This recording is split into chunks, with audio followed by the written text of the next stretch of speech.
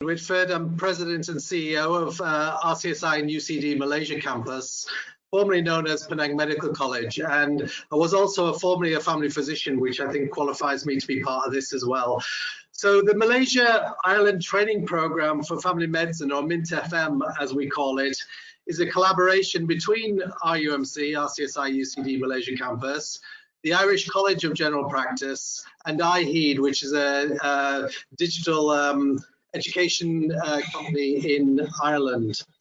And the actual program started up officially with trainees in October 2019 with our first year, but the planning had started about 18 months before that.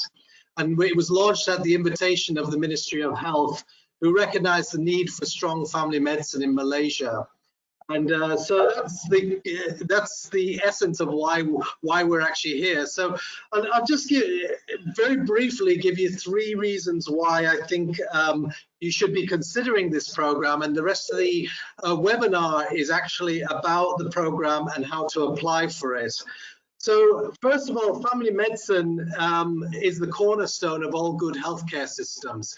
And that's not just me saying that, having been a family physician. It's based on very strong evidence. A good family medicine system produces the best healthcare for the population and actually makes a big impact on the health of the population. Secondly, Malaysia needs a lot of family physicians. The Director General of Health, Tan Sri Dr. Noor Hisham, reckons it needs at least 8,000 and possibly more than that. And at the moment, there's probably about 500 to 600 trained family physicians working in the Ministry of Health. So we've got a long way to go to get that up to the 8,000. And so, you know, in order to get a really good healthcare system into Malaysia, we do actually need a lot more trained family physicians. The third reason to apply for this program is I think the MInTFM program is a very strong program, very high quality. It's based on the Irish curriculum in general practice, and it's been contextualized for Malaysia and made relevant to the training here. So this evening we've got a host of different speakers and panelists for you. Dr. John Latham is the National Clinical Director of MInTFM and previously a GP in Ireland. Dr. Austin O'Carroll, I think he's, I don't know whether he's joined us yet, but he is actually a general practitioner in Dublin and started up a training program in Dublin for general practice, which he will be talking to you about yet. He's also got a lot of other areas of expertise, particularly around areas of homelessness and serving deprived individuals. And then we have a panel, which is 2 of our scheme directors, Dr. Sri from Kedah and Dr. Azza from Shah Alam, and then 2 trainees, Dr. Izar and Dr. Muhammad Swaidi, who are there to answer questions for you afterwards. And we've also got 3 of the organizers for this, Dr. Raji Sokumar, who's from RUMC, Head of Marketing, Rebecca Patterson, who's in Marketing in IHEED, and Brian O'Malley from the Irish College of General Practice. So just 1 or 2 quick housekeeping things. The webinar itself is just going to proceed, but you can ask questions all the way through. If you look down the sort of panel you have, about the 5th or 6th item down there says questions. If you click on that, you can type in questions. So if you hear questions, if you have anything that you think of as the webinar progresses, just put that on, and Raji and Brian are going to pull the questions together and address them to the panel later on. So without further ado, I'll hand over to Dr. John Latham, who's going to explain about how the program runs in Malaysia at the moment, and give you more information on applying for the program. Thank you very much indeed, Professor David. It gives me great pleasure to welcome, as my slide says, welcoming your aspiring trainees for the 3rd intake of MInTFM training program for family medicine. So I'm just going to give you a quite quick, but hopefully informative presentation about the structure of the MInTFM program and how it works. So without further ado, I'll go into the structure of our program. It's originally an Irish program, which was organised and developed by the Irish College of General Practitioners, which is one of the partners in running MInTFM. So in Ireland, where I come from, general practitioners are also called family medicine physicians. So FMSs in Ireland have a curriculum. It's a very broad curriculum covering all the aspects of training and knowledge and attitudes and so on for family medicine. The curriculum has been adapted for Malaysia, because obviously Malaysia is a different country, different culture and different disease profiles. So our Malaysian colleagues have changed the curriculum a little bit here and there to suit the Malaysian conditions. This is a full-time program. It is completed usually within 4 years, and I'll go into that in a little bit more detail shortly. One of the important and remarkable things about this program is that there's a one-day release every single week for the 4 years, and that release day doesn't mean you go off and do nothing and have a good time. The one-day release is for purely educational purposes. So you're clinically involved 4 days a week, and 1 day a week you have teaching, education, and we'll talk a little bit more about how that happens. So one of our main ways of doing adult education in medicine is small group teaching, and that takes place face-to-face when there is not a pandemic. So after this pandemic hopefully will be over, every second week each trainee will meet with their group every second week, and we'll have virtual teaching on alternate weeks, facilitated by the scheme directors and their teams, who you will be meeting later in the webinar.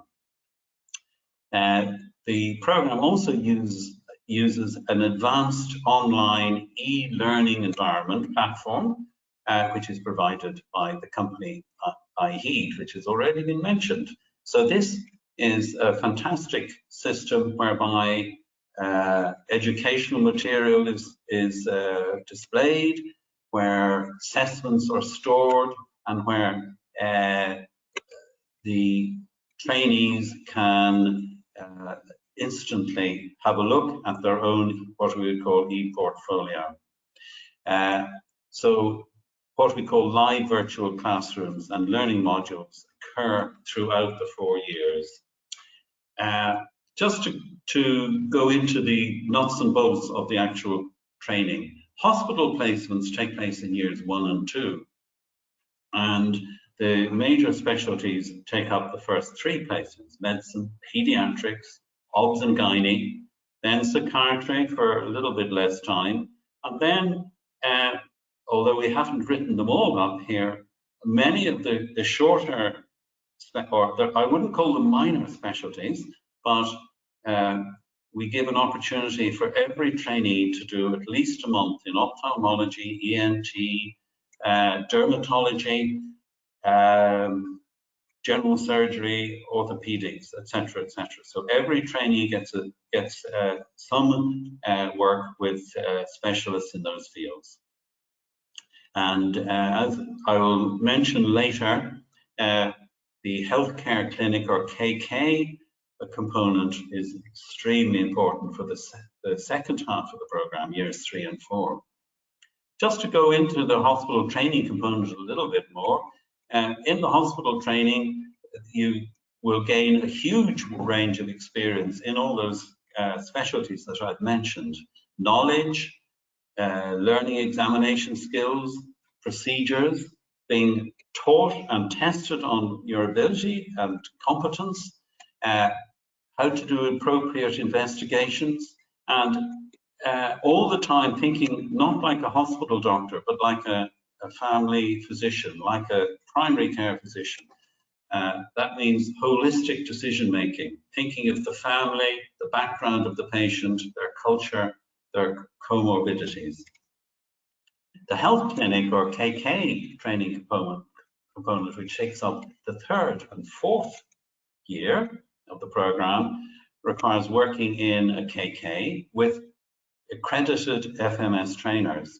And the FMS trainers that we will be working with are all experienced, wise and knowledgeable FMS in their own KKs. And each trainee will learn attitudes, skills, knowledge, all appropriate for family medicine. And their relationship with the trainer will be crucial.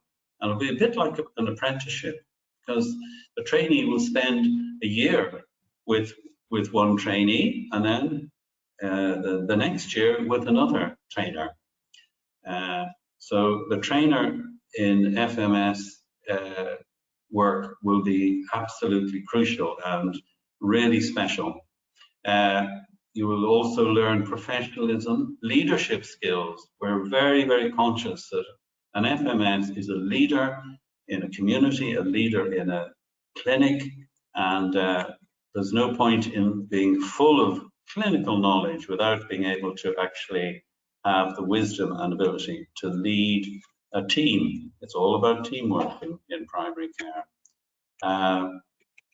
Obviously, we're very interested in teaching and helping trainees with consultation skills, and we're contemplating using training videos and other methods of helping trainees become really efficient in the consultation. Everybody's worried about exams, and exams, of course, are an important part of any professional program. Our exam is called the membership of the Irish College of General Practitioners. It is exactly the same exam as your Irish colleagues, if you join the program, your Irish colleagues will be taking. And the qualification is exactly the same as the Irish one. It's criterion referenced. There are 3 parts: the core knowledge test, the modified essay test, and the clinical competency test. Usually the exam is taken in years 2 and 3, which is great because it leaves the first year free of all exams, and the 4th year in your KK, again, hopefully finished examinations and just concentrating on becoming a really good FMS. The examiners, by the way, are both Irish and Malaysian, and the exam is contextualized or slightly altered in certain parts to fit in with the Malaysian scene. In order to finally become a specialist, you need a couple of things: a certificate of satisfactory completion of training, and this is issued by our parent university or parent medical school, RUNC, and the other qualification required is your MICGP exam.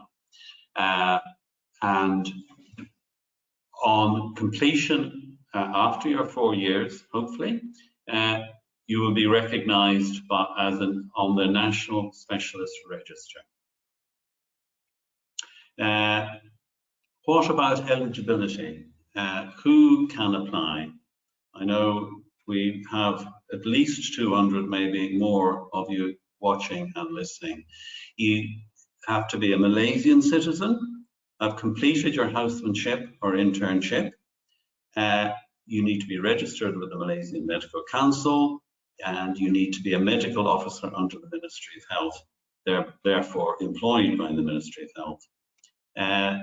Fees, obviously a very important part of a decision to do a course. What are the fees? The total for the 4 years is 100,000 ringgits. That includes your exam fees. There are no extra fees for doing the MICGP exam. And that includes all your teaching and day release, etc., etc. So that works out at 25,000 ringgits per year, and it's usually paid in quarterly aliquots. There are funding options. Obviously, you could pay from your own savings. The MARA scholarship is available for those who qualify, and we are guaranteed 100 MARA scholarships if people qualify for that per year. Bank loans with reasonable interest rates, for instance from Affin Bank, are available, and an EPF account withdrawal is available for those who wish to do that. How do you apply? Well, this is the page with the direct links. You can also go onto our website, MInTFM website, but it's worth mentioning now that this webinar is being recorded, and everybody who's attending will receive a recording and a set of slides. So there's no need to furiously write this down or photograph it. So the application deadline is the 28th of February, coming up quite soon. So therefore, I would really advise those of you who are hoping to apply to do so very quickly. The numbers are growing. We've been extremely pleased with the interest in MInTFM this year. Obviously, word of mouth has made us really quite a popular choice for people. So again, I would suggest that if you are intending to apply, please do so as soon as you can. And this is for the intake of July of this year. Just generally speaking, I think why should you choose MInTFM above other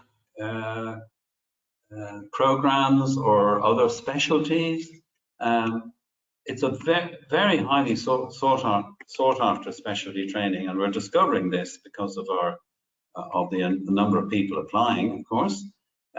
Malaysia does need 8,000 more family medicine specialists, and this has been announced by no less than our DG, and so we have a big job to supply this country with at least 8,000, if not 10,000 family medicine specialists. The ICGP family medicine training curriculum, especially since it's been adapted, has really high relevancy. It's very relevant to the Malaysian healthcare structure and setting. We have a very low attrition rate. Very few people thus far, and we're into our third year now, have dropped out. Almost nobody has. The trainees will gain membership of the ICGP, as I've mentioned before, and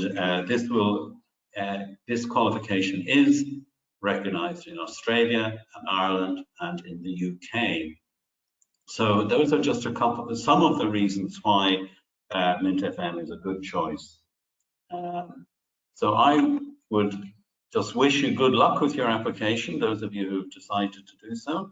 I'm going to hand over to Brian Malloy, who is a senior administrator in the Irish College of General Practitioners, and he's going to moderate the rest of the program this evening. Thank you very much indeed for joining me. Thanks, Dr. John, and thanks, Professor David. So I'm going to start just by bringing in Dr. Austin O'Carroll there, if I could. Austin is kindly joining us from his busy clinic in Dublin today, so it's great to have him. Austin, you've been a scheme director for a few years now. In fact, as David said, you helped establish the scheme, and part of the culture is, I suppose, that they're all a little bit unique. So could you tell us a little bit about why family medicine? Why would you suggest to people that it's a really good career option, and why would you pursue that? Oh, you're on mute, I think. Can you be on mute? Can you hear me now? Yeah, got you now. Well, first of all, to say thank you very much for inviting me to speak to you. It's an absolute pleasure. As you know, I know John and David very well, and I will always go on anywhere to talk about why I love general practice, because I do love it. I think it was a transformational moment in my life when I decided to become a GP. So I think it's maybe I give you my background and then it'll help you understand why I became a GP and what I like about GP. Brian, interrupt me because I can talk for full 15 minutes non-stop. Interrupt me as well, or anyone else who wants a question. By the way, just to let you know, it's snowing over here in Ireland, so I hope you've better weather over there at the moment. Freezing weather outside. Just to let you know about myself, I have thalidomide, so I have a number of disabilities. And so I ended up, I spent a lot of my childhood in hospital. And when I first decided to become a doctor, they said I wouldn't be able to become a doctor because of my disability. So I did law first for a few years, but the one thing I learned about law was that I hated it, and I luckily had a tutor who became the president of Ireland subsequently. Her name was Mary McAleese, and she helped me to transfer to medicine, and that has changed my life. I always knew I would love medicine because I like working with people. I like being able to make a difference in people's lives. But I also always knew from the very first I started that I wanted to become a general practitioner. And why? Well, first of all, in Ireland, when I first started, general practitioners were not seen as the equals of hospital consultants. We were seen as sort of hospital consultants were more expert than us. Over my period of time that I've been here, that has totally changed. Now we are recognized as specialists in primary care, and I am the equal of my hospital consultant. Hospital consultants are very expert in very small areas, whether it be renal medicine or whether it be endocrinology or whether it be pediatrics. Some are more general, geriatricians are more wider ranging in their knowledge base. General practitioners are experts in a wide range of areas.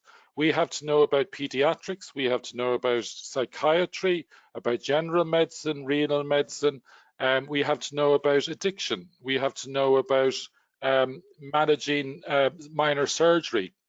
So the breadth of general practices, yes, we aren't as expert in small areas, we are expert in wide areas. And that is now recognised as being of equal expertise in Ireland as a hospital consultant. And I like that, being expert in areas. I like that a patient comes to me and I'm not just focusing on their kidneys. I'm asking, tell us about your diabetes. Let's talk about diabetes. How are you feeling about this? I know you were in poor mood recently. How's that? How's your mom? I know she wasn't well. And by the way, I hear you're getting married next week. It's the range of interactions that you have with that one person. And I, as a doctor, have relevance to every single part of that range of issues. So that's the breadth of general practice I love. I love being expert in all those areas. I love working with old people. I love working with young people. I love working with very sick people. I love working with people who are relatively well but worried. I love working with people who have significant mental health problems. I love working with people who are grieving because a close one has died to them. I love working with people who are dying in the palliative care. I love that range of interactions. So that's the first thing. The second thing I love about general practice is that we have to be high quality doctors. We know from Barbara Starfield's research that access to primary care means that a community will have better health indices and better life expectancy. And that is all dependent on us providing high quality general practice. I attend weekly for continual medical education to keep my knowledge up. I have multiple discussions with colleagues to keep my medical knowledge. I have to be always at the top of my game providing high quality medicine. And I like the fact that I have to do that is demanded of me. The third thing I like about general practice is that we have a focus not just on the physical conditions, but on the broader, the psychological and social elements. So where I work, for example, I work in an area where there's a lot of poverty. And we would have issues that are related to poverty, such as high rates of smoking, high rates of alcohol, high rates of illness. You have higher rates of illness in areas of poverty. And also things like, particularly where I am, we have things like drug addiction. And I love the fact that when I have to deal with the physical, so there's the physical effects of poverty, the high smoking rates, but then the psychological, dealing with people who are dealing with poverty, having to manage their children who can't get to school or are not staying at school. Then there's the social elements. How do I help them access their social welfare benefits? How do I help them deal with the social complexities of drug addiction? So I love that idea that we deal with the psychological, physical, and social. The next part I like is that a huge element of general practice, we are the experts in general practice and communication skills.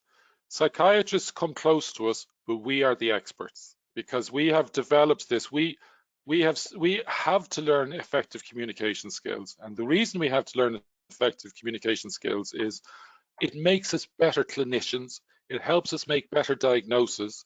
It helps us explain to patients clearer what is wrong with them and how to manage that.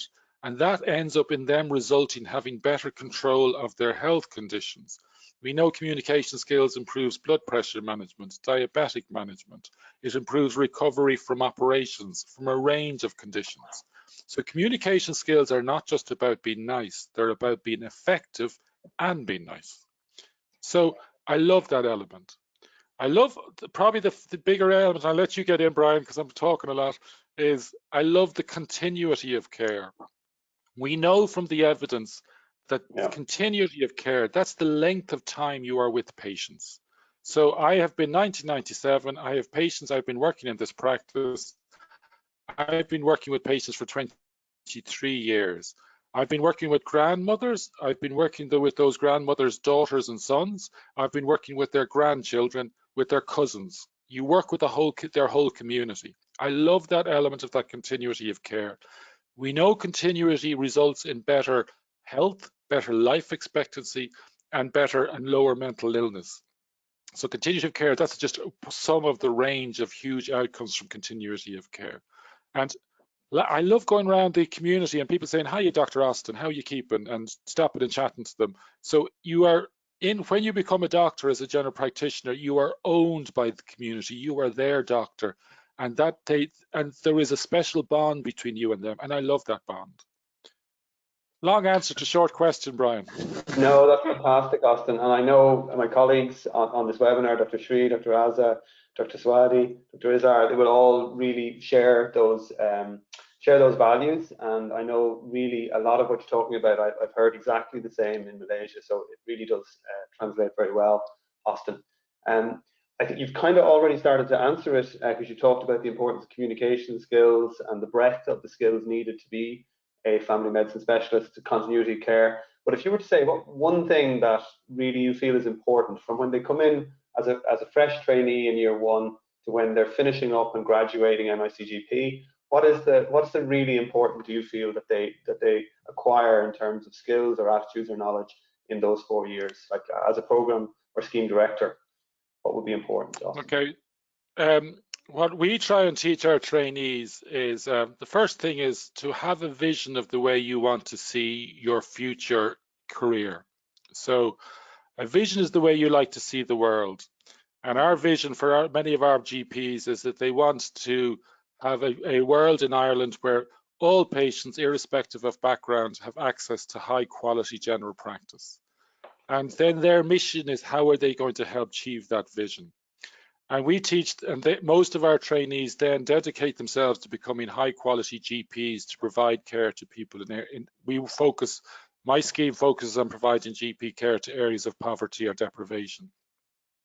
So once you know what your mission is, that is a real important thing. And to realize that once you follow that mission, you will make a huge difference to people's lives.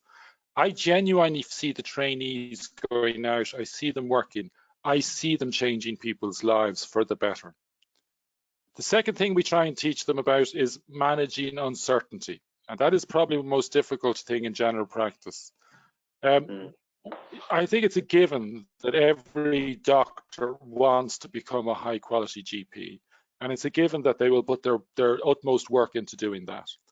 The hard part for us all is when we see the patient where we're not sure what's wrong with them, we don't think they need to go to hospital. We think we know what's wrong with them, we're not certain, but we decide to wait a few days. But you have to wait with that uncertainty that if you either decide, for example, the person comes in with chest pain, you think it's not the heart, it's due to ribs, there's pain in the ribs, a costochondritis. There's always that nagging worry, am I missing a heart attack? And it's managing that anxiety of dealing with it. I can tell you, once you become thorough and become a high quality doctor and you go through all the checks, you learn to be sure in your diagnoses. And you also learn the skills of managing that uncertainty as you go. So that is probably the thing we try and teach, is the skills of managing uncertainty. And sorry, part of the skills of managing uncertainty is high clinical ability, because the best way to manage uncertainty is to reduce it as much as possible. And then you need to deal with your own personal issues. Some GPs have no issue with it, other GPs tend to be nervous. So, I mean, sorry, this is, I find, we get a lot of young Irish doctors. I'm not sure if they'll be as young. Obviously, age tends to give you much more skill in managing that particular issue. Brilliant, brilliant. Austin, we could speak all day. I'd love to, but I want to open it up to the others on the panel now. Yeah. Maybe I'll start with the trainees. This is really what it's all about. So, Dr. Swati, you're first year in Penang. Would you be able to give us a bit of perspective on, I suppose, what's important to you in the training, or what have you experienced that is different or important, please? A little bit. Hello, hi everyone. Okay. First of all, I'm the second batch trainee, which currently in the first posting on the first year. So actually, I'm currently in the hospital training. As Brian said, asked about what is the important things that I should consider when I enter this program. First of all, you need to know what is it that you want to achieve. What is it that you want to see in the hospital training? Because most of the cases that we see in the hospital training are not seen in KK. They are managed differently at KK level and at the hospital level. As KK, usually we do the superficial management, and if we are able to achieve the management become out of control, we refer to the hospital, and from there we can see what exactly that you will do in the hospital. What I'm seeing is that the most important thing is that you need to have a full grasp of the management that you have in the hospital, because from there you can counsel your patient. Because I believe as FMS, most of the time we counsel patient on what to do, what we want to what the disease that they have, what actually the prognosis that are going to be will happen to them, and from there we will coordinate and will manage them. So in the hospital, you have to have a proper plan, proper what we call target to achieve what you want to see in the hospital, because you have only 5 months in each posting. The major posting, which is the ONG, medical, pediatric, and then we have the psychiatric and the minor posting.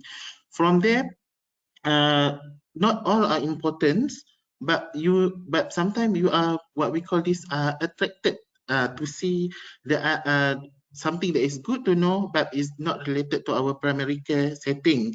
So in the primary care setting, you have to know what is important so that we can counsel the patient. Because most of the time when we come to the tertiary hospital, we'll talk about counseling, what is need to be done, and most of the time after we manage the patient, we'll discharge back to the primary care setting, and from there we'll see how the FMS will manage the patient. That's brilliant. Yeah, and that's something. It's great to hear that, Dr. Mohammed, because in a lot of our workshops and setting up the program, you know, Dr. Azza, Dr. Shri would have talked about bringing it back to primary care. That everything we do in the hospital rotations needs to be contextualized back into primary care, needs to be planning for when you're in year 3 and year 4 and bringing it into the KKs. So that's wonderful to hear. Dr. Izar, could I ask you a little bit about the day release, since we just mentioned that? What's your experience with day release? I know it's been virtual, so unfortunately it's not been face to face, but I don't think we missed any. Is the positive, because we were already sort of mixing it up, weren't we, with some virtual and some face to face? But how has it been, Dr. Izar? Give us a little bit of a taste for that, please. Okay, sure. So my name is Dr. Izhar. I'm a trainee from the Central Region, currently in second year. So regarding the day release every second week, I think that is a good day release for everyone, because on that day that we get together around and then discuss about the topics of our study, and then maybe discuss about certain issues in the studies, and maybe have some fun after that. I think it's a good day for trainees as well, because they can release some of the stress from the hospital environment, and then for example, if they go to the Wednesday day release, they get to ask the scheme director about certain topics that they are not clear with, so they can gain more knowledge from that. I think Wednesday day release is a good day release. It's just that now it's a pandemic time, so everything is virtual, but I hope that this pandemic will be over soon, and then we will have the good session, the good Wednesday day release again. Yeah, great. Thanks, Dr. Izar. And your competencies, like allied to the curriculum, there are a lot of, I mean, as Austin has mentioned, the breadth of the competencies and skills needed is really huge. But you've been able to keep that going with the electronic platform, I take it. Are you using the app? Do you consult that, or? Yeah. Yeah, it's almost the same using virtual or physical class, but just a physical class is more meaningful because you can see your tutors in front of you, and then the knowledge you can easily get the knowledge as compared to the virtual. But I don't see any much difference between a virtual versus a physical class. I say virtual will do much as well as a physical class. Super. Thank you, Dr. Izar. Okay, well, so we'll turn now to the scheme directing team. Dr. Shri, you're the scheme director in Penang, Northern Corridor. Delighted to have you. You're also the president of FMSA, so I think I can ask you about capacity needs in Malaysia for family medicine. Do you want to say a little bit about that and how this program is helping to meet that? Hi, thank you, Brian. Thank you, everybody. Thank you to all who has actually logged into this webinar. Welcome, and also congratulations for actually number one, logging into this webinar, which is very focused on the family medicine training program in Malaysia, specifically MInTFM. And I know that there's about 204 trainees or attendees into this webinar now. And I hope all of you will be converted to actually choose family medicine training as your specialty in the future. And I really want all of you to change the Malaysian setting in terms of healthcare. Okay, family medicine in Malaysia is growing, and everybody needs family medicine. If you speak to the hospital specialists, at the end of the conversation, they said, family medicine, we need you. When we discharge case to you, we know at least the patient is in good hands. So, and now with the pandemic, everybody feels that perhaps initially the primary care physician or the FMS are not important, but actually we do a huge amount of work in terms of pandemic COVID-19 at the moment.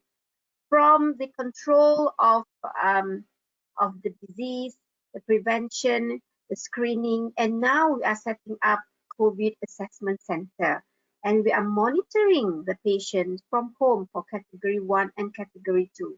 So the role of family medicine specialists is huge in Malaysia, and we need, well, if Prof. David and Dr. John said 8,000, honestly, we do need a lot more than 8,000 of family medicine specialists. And we want that everybody in Malaysia, doctors in Malaysia, to always think of family medicine to be their ultimate specialty, okay? And now that we have MInTFM as a parallel pathway, and also being supported strongly by the Ministry of Health, and specifically so by our Tan Sri DG, this is an opportunity for you all to actually venture into a wide range of specialty. Now, for your information, if you are interested in pandemic COVID-19, for example, if you become an FMS, you will have the opportunity of doing COVID-19 pandemic control, prevention and control, and also promotion. Now, if you're interested in, for example, maternal child health care, being a family medicine, it's also and gives you an opportunity to actually venture into maternal and child health care. If you're interested with the non-communicable disease and you want to change the setting and the paradigm of the people of Malaysia with regards to how to actually lead a good life and how to prevent NCDs, being a family medicine specialist will give you that opportunity to look into NCD. As far as I'm concerned, it's going to be there in Malaysia as much as we can think of. Now, one of the reasons why I do family medicine is actually I am a person with more than one interest. I know that when I take up NCD, I'm also interested in palliative care. At the same time, also want to do maternal and child health care. Now, what do I do? How do I actually accommodate to this interest of mine, my desire of becoming a person that is so important in the community that can answer questions from a wide range of population? So that's the reason why I chose family medicine. And I'm sure many of you out there not just only have got one interest, but I'm sure you have more than one interest, and I'm sure many of you wants to make a change in the community. The community in Malaysia needs people who are broad, who can be acceptable, who can be relevant in all aspects of health. And you want to be a person, an advocator, to actually answer questions pertinent to health. And being a family medicine, you are just the right person to accommodate and to address all these issues. So ladies and gentlemen out there, 200 plus of you, do not change your mind. And I want you to see you, 200 of you, in the next intake. That's brilliant. Brilliant, Dr. Sri. Thank you very much. Very inspirational. And I think it ties, there's a lot of questions coming through, and I'm probably going to have to move fairly fast to begin to answer some of them. Some people have asked about intake size. So it is strict, it's limited basically. As per training in Ireland, we have a small group learning format, which is very important. So you can't go over group sizes and ratios of teachers to, or tutors to trainees. So that's a very important part of it. As we add more groups and more schemes, that has to be scaled with that ratio intact. So that's an important part of it. So the intake will be limited. It has grown. I mean, the first intake was 33, the second was 66, and this year it will be 100. So essentially, there will be a lot of competition for places. The applications every applicant will do an interview. So we might speak about that at the end with John and David. If I could just, Dr. Azza, if I could come over to you for a moment, just to tell us a little bit about how another important aspect of this is personalized learning or individualized feedback. So could you tell us a little bit about, as a scheme director in KL, how does that work, or how do you deliver that, please? Okay, thank you very much. Hi, good evening to everyone there. Well, MInTFM is actually a very unique program because it is actually an opportunity or another pathway to be a family medicine besides the existing the other pathway that we have. So the existing curriculum is very comprehensive and structured. Students can learn all the spectrum of diseases which has been contextualized in the curriculum and apply them when they become experts later. So in MInTFM, although they spend 2 years, the early 2 years at the hospitals, they're there because to gather more information and to sharpen their skills. But what happens is when during the weekly meetings and weekly day release, we will teach them how to apply the knowledge and skills that they have towards the management of patients in primary health care. We are preparing them for their KK posting.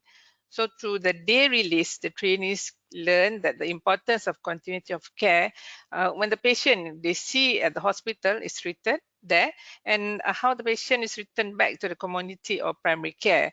And of course, when they land to our hands in the primary care, we then not only see one patient, but we already have actually a whole family under our care. And of course, we're going to see them till, you know, we're treating almost like everyone in the community from womb to tomb. And we don't, we say with that, we don't only see like one spectrum, antenatal or maternal child health, but we see the whole spectrum, the non-CDs, and then the infectious disease, and all throughout. So this is like a very a skill that you don't have in other specialty, where you because I love the variety and continuity of care found in family medicine, as well as the opportunities that we can get involved with the community that we reach for. So although they see, you know, even if the patient sees specialists for specific issues, other specialties, but you know, you are the one, you are the doctor that know the most about the patient's history, medications, and overall health, and the physician most likely to identify larger problems or patterns. So in MInTFM, these specific skills are taught to the trainees. Brilliant, brilliant. Thank you very much. Thanks, Dr. Raza. And then my colleagues, Raji, Rebecca, feel free to come in with questions. I know we have just tons of questions. We will not get through them all today, but maybe we could ask a flavour of them today. There are questions about scope of practice, really, like whether you can practice. Is it in Malaysia at the NSR recognition? Well, you've covered that, John. It's underway. We were invited to establish the program by the Ministry of Health, and we fully expected it will be granted. There's delays because of COVID, but did you want to say anything more about that, or about maybe people are asking about Australia or New Zealand or in Ireland? I mean, it's not our intention to train for other countries, as we talked about. This is to meet the need in Malaysia. But having said that, MICGP is very well recognised internationally. So come in, David or John, if you want to add anything to that. No, that's fine. Great. Placements, a lot of people are asking. Sorry, Raji, go ahead. Yeah, I think the other very important question that people are asking would be, if I'm under contract, like, you know, as a MOH doctor, what happens when my contract ends with MOH? Will I still continue with the practice? Yes. The ministry are not going to pay for people to go onto an alternative pathway and then dump you halfway through. So yes, the commitment is that we know what the contract situation is in Malaysia, but very definitely you'll continue on the program to the end. In fact, that's one of the securities of coming onto the program is you're going to have 4 years on the program, then you'll have your 6-month gazettement, which is the same as the master's program, and then you're going to get onto the National Specialist Register. So it's actually it's a pathway to security in a way. So not that we're selling it that way, but it is really so. Yeah, I can confirm what Professor David says, because, and we've asked this question directly to MOH personalities, and in public they have pretty well guaranteed exactly what Prof. David just said. Thank you. Great. So there's another question with regards to doctors from the Ministry of Education. So they're asking whether they are eligible to apply for the program and how that works for them. If you're not in MOH but you're in MOE. I think they should email the scheme and we can get a proper response through that. Okay. I agree. So Yeah. may I know if this program will be expanded to Southern region? That's a good news for those trainees in the South. We have already started the Johor scheme this year. And there's also a question whether there will be another scheme in Malacca in the future. Well, I can certainly say that the Southern scheme, the Johor scheme, will be up and running in July. And she isn't here with us this evening, but we've appointed a scheme director, Dr. Juan Fadilla, who will be leading that scheme. And we already have a number of 6 or 7 or maybe even 8 applicants who are hoping to join us in the Southern Scheme. Regarding other states, as was mentioned earlier, if we're to provide eventually 8 or 10 or 12,000 FMSs in Malaysia, yes, every state will eventually have a scheme. That's the aim, and that's the aim we have, and also the aim of the MOH. Okay. Brilliant. On to you, Brian. Quite a few questions about the application interviews. Is there any advice that you can give on that? You know, people have asked, is it an exam, or how can they prepare? Like, if they don't know much about primary care, how could they maybe improve their knowledge? You know, could you give some advice on that, John? Dr. Or David? Mohammed maybe has been through it. Dr. Mohammed or Dr. Isar, you've actually done the interview. Yes. Dr. Mohammed, you did it most recently. Maybe you could say a few words. Okay, Advice thank you. to the candidates, please. Yeah. Okay. During the interview, you will have 3 interviewers. One, 2 of the FMS, and 1 is representative from the island. For those in KK, is that the question usually will involve around what we'll see in clinical days, all the cases. But the most important thing is that you have just to talk. Just talk. Explain everything. Talk properly. If you don't talk, then we don't know you. We cannot assess you. Just talk. Just talk. I mean, it's true. You have to talk, because that is the point of interview. Because to see you, to know your confidence, and then the most all the part involving the clinicals, usually we don't ask you. They won't ask in details, because you will get to learn it in the program. But the basics of the interview is that for you to talk and tell about yourself and what is your approach, your idea regarding the question that they will ask. That's all. Thanks, Mohammed. Dr. Izar, have you anything to add on that? Yeah. Oh yeah, Dr. Izar, please tell us what your advice. I think I will agree with Dr. Muhammad Swadi. So the purpose of the interview is not to test much on your clinical knowledge, but just to see how you react to the question. Let's say, you know, it's not so testing about your medical or surgical knowledge. You just have to talk and, you know, keep playing with the interview. You'll be fine. That's all. I think that's very good advice. And people are worried. Oh, I've only completed my internship or my house jobs, and therefore I know nothing about family medicine. Well, I would advise you maybe go and talk to an FMS or learn a little bit about it before the interview. But there will be experienced people who've done 10 years in a specialty, and there'll be people who've just finished their internship, and they'll all have an equal chance, provided they do as Dr. Sohaili has just said, and talk and yeah, talk sensibly, of course, but do talk and answer the questions. And by the way, I should say that the interview is not it's a serious event. It's not an exam. It's not testing your clinical knowledge per se, although it assumes you have some because you have gone through undergraduate and housemanship. It does. Yeah, I think that you should. It's not an exam, and I should say it's standardized. Every single candidate, and there will be well over 100 candidates, I can tell you, maybe 150 or more. Everyone will have a standardized, fair set of questions. Okay. Brilliant, thanks, John.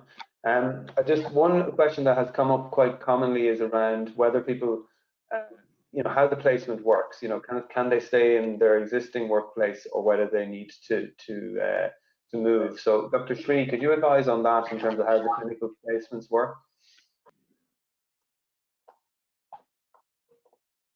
Dr. Shree, are you able to tell us? And we may have frozen there. What was the question, Brian?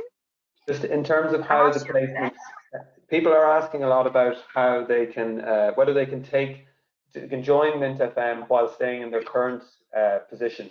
So I think about how the hospital rotations work in terms of how they're placed. I don't think it's possible really for you to keep going in an existing position, right? You would need to be prepared to take up new offers. Actually when we have I'll say after the interview, once we have actually decided on the list of names, Ministry of Health actually do actually ask what are the hospital that you would prefer to go for your training, and which health clinic or KK that they wish to continue the 3rd and the 4th year. So what happened is that they need to submit those preference, and MOH will try their very best to place those trainees in their preferred hospital and KK. Okay, and of course, they will have to stay there for the hospital posting, for example, about 2 years, going through all the hospital postings, the major, the minor. Okay, and then they go to the KK that they have decided upon. Of course, if there are changes that, for example, they want to go for a transfer, they have to work it out with Ministry of Health Malaysia.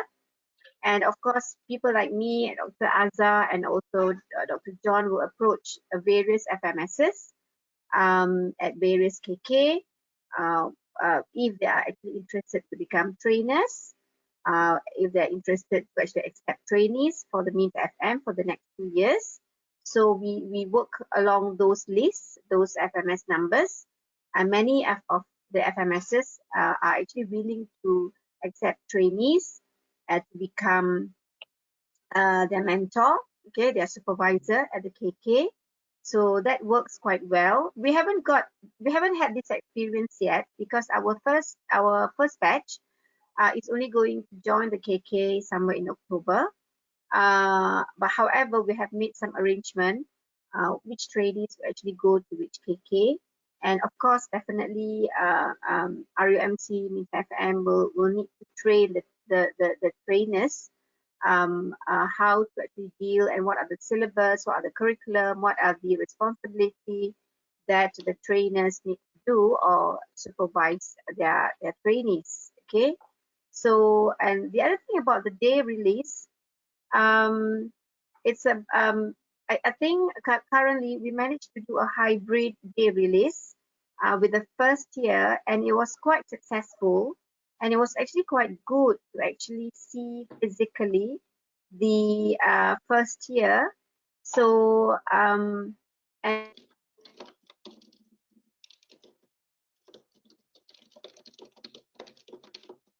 have we lost you, Dr. Shree?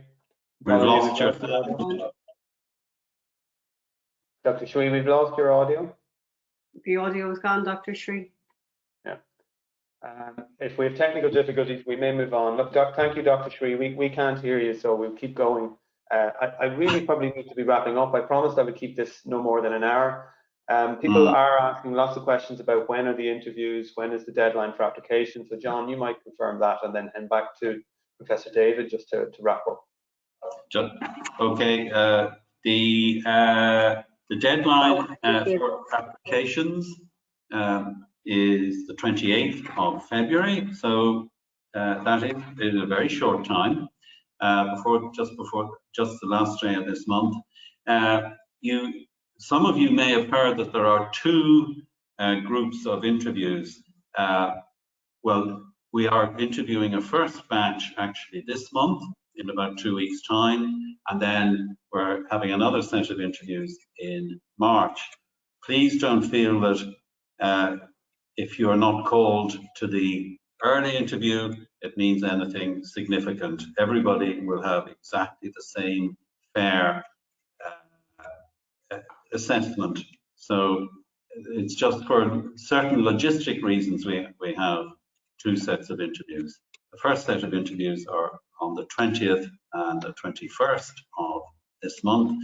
The second set will be towards the end of March. We haven't fixed the dates yet. Brilliant. David, you're also on mute. No. David's on mute. Yeah, thanks very much, John. I'd just like to round it all up by thanking everyone, the panelists particularly. Just to say that there's a lot of questions come in that haven't been answered. We do have a record of those and who sent them in, and so we will get in touch with you to actually respond to those questions individually. So just to thank Dr. Austin O'Carroll from Dublin, who's been involved, Dr. John Latham, Dr. Sri, Dr. Azza, Dr. Mohammed Swedi, Dr. Izar, and Rebecca and Brian and Raji for contributing to this panel. And we hope that you'll consider all the encouragement to be in a family physician, because as most of us here would say, and as Austin clearly laid out, it's a great career path as a doctor, very fulfilling and very satisfying. And you know, if you need more information on it, go onto the website, follow up with an email to the MInTFM email, and we can give you more information from that. So thank you very much for participating. And as I say, those of you who have unanswered questions, we will get back to you over the next week or so to actually get answers to you. Thank you, and have a good evening. Thanks very much. Thank you. Bye-bye. Bye-bye. Bye, everybody. All right.